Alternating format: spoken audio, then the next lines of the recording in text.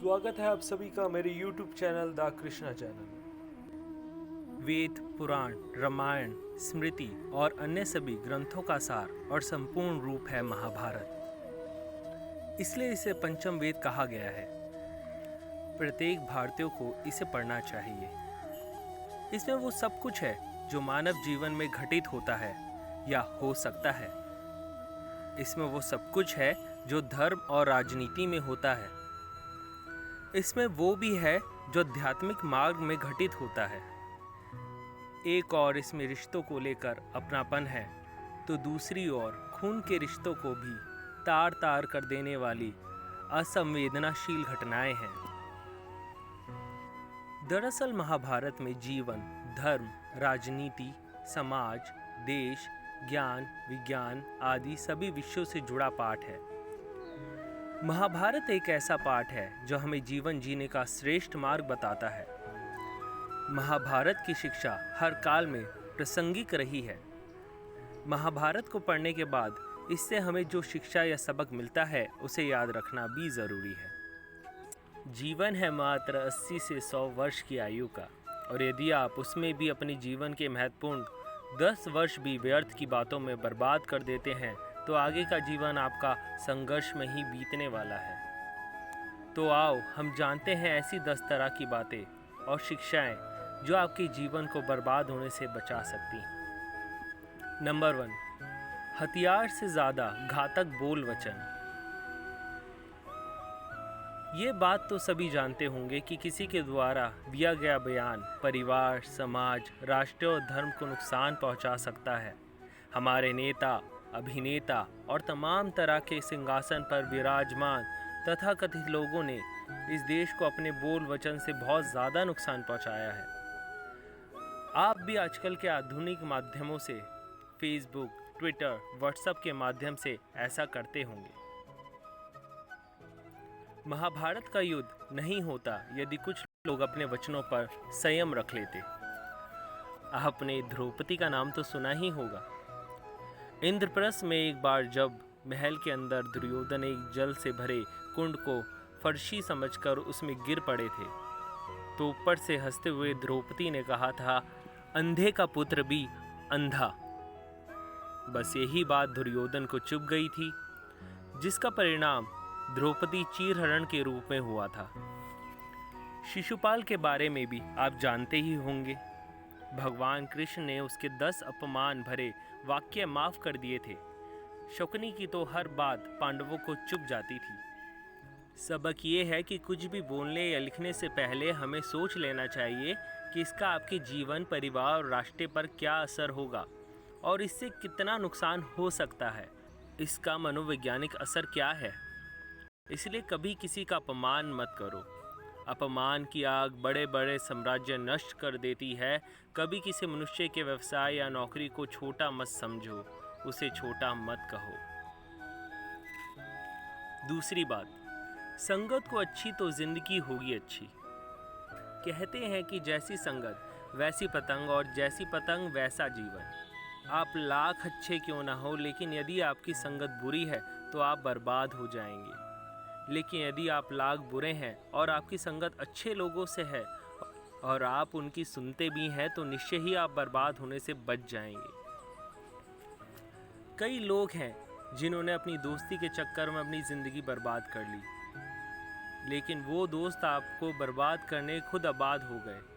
ऐसे भी कई लड़कियां हैं जो अपने रिश्तों को दोस्ती का नाम देती हैं, और ऐसे भी कई लड़के हैं जो अपने रिश्तों को दोस्ती कहते हैं। सही मायनों में ये दुनिया का सबसे बड़ा झूठ है। लिव इन रिलेशन में रहने वाले 96% लड़कियों की ज़िंदगी बर्बाद हो चुकी है। आजकल हर कोई व्यक्ति अच्छा ही नज़र आता है क्योंकि वो अपनी ज़िंदगी के सच को अच्छे से छिपाने में उस्ताद हो चुका है। महाभारत में दुर्योधन उतना बुरा नहीं था जितना कि उसके बुरे मार्ग पर ले जाने के लिए मामा शकुनी दोषी थे। शकुनी मामा जैसी आपने संगत पाल रखी है तो आपका दिमाग चलना बंद ही समझो। जीवन में नकारात्मक लोगों की संगत में रहने से आपके मन और मस्तिष्क पर नकारात्मक विचारों का ही प्रभाव बलवान रहेगा।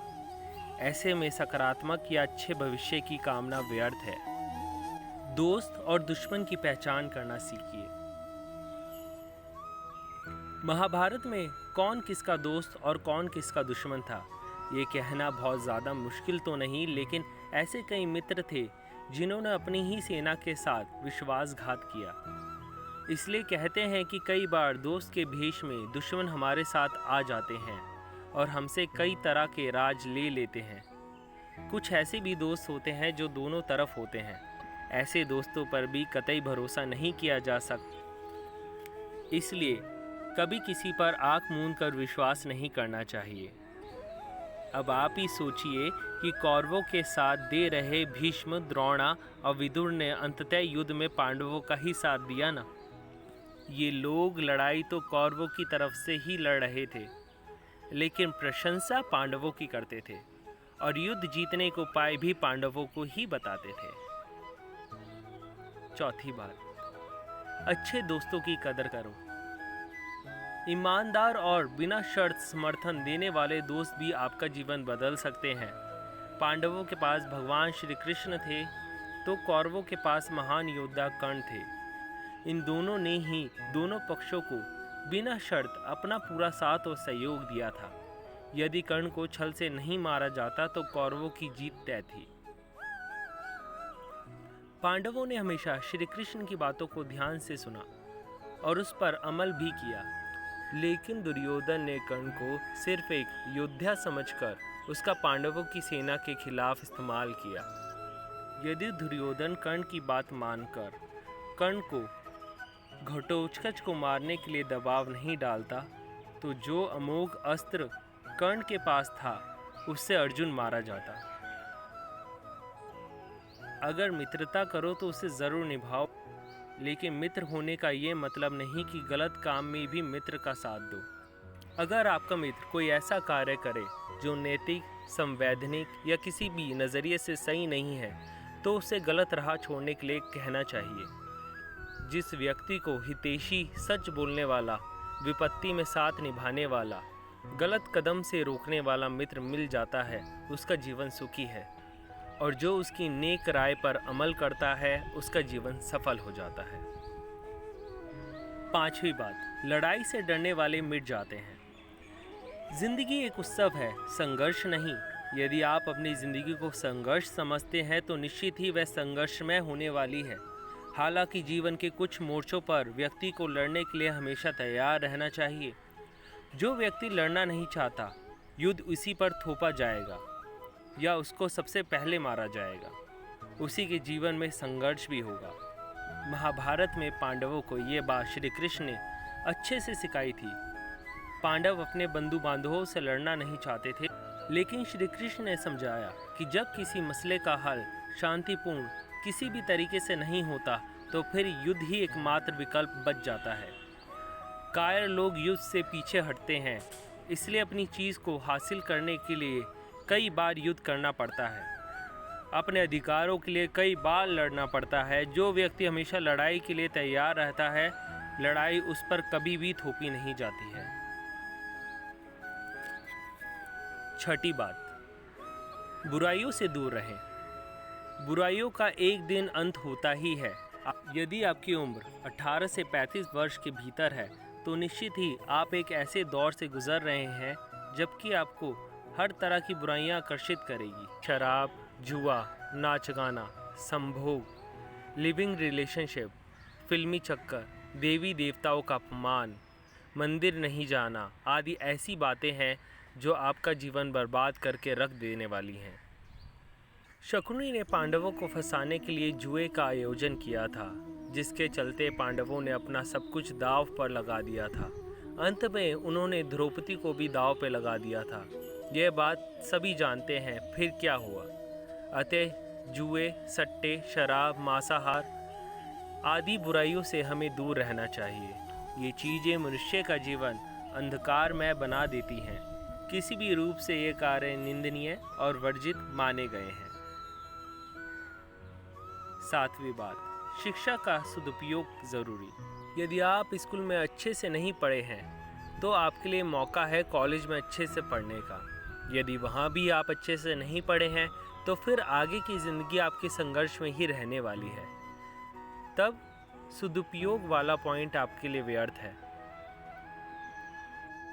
समाज ने एक महान योद्धा कर्ण को तिरस्कृत किया था, जो समाज को बहुत कुछ दे सकता था, लेकिन समाज ने उसकी कद्र नहीं की क्योंकि उसमें समाज को मिटाने की भावना थी।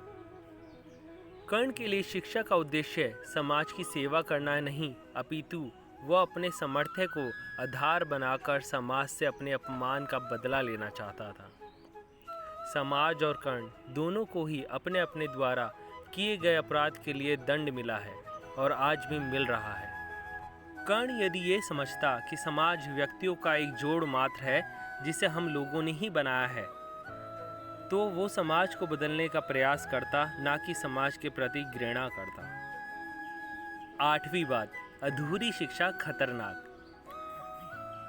एक कहावत है कि थोता चना बाजे घना, अर्थात जो अधूरे ज्ञान हासिल किए हुए लोग रहते हैं वह बहुत मूर्ख होते हैं, हर बात में अपनी टांग अड़ाते हैं और हर विषय में अपना ज्ञान बखेरने लगते हैं। लेकिन कभी कभी यह अधूरा ज्ञान भारी भी पड़ जाता है। पहली बात तो ये कि इससे समाज में भ्रम की स्थिति निर्मित हो जाती है, और दूसरी बात ये कि ऐसा व्यक्ति जिंदगी भर कंफ्यूज ही रहता है। कहते हैं कि अधूरा ज्ञान सबसे खतरनाक होता है। इस बात का उदाहरण है अभिमन्यु।